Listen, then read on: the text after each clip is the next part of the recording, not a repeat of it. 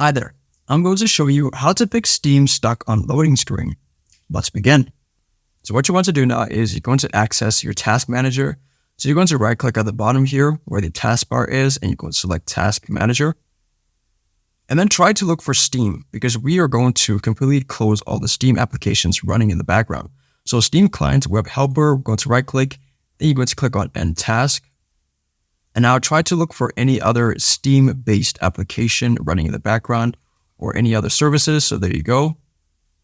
Over there, Steam 32-bit, right click, and then you go to end task. Then this one, Steam client service, end task, and everything else. Then you go to scroll down a bit, try to look for more Steam applications running.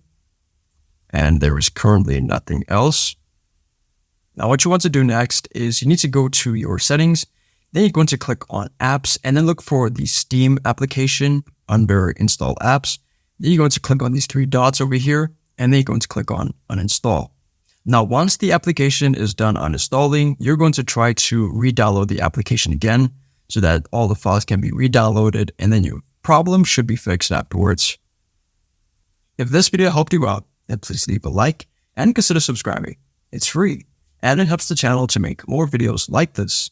Thanks for watching and see you in the next one.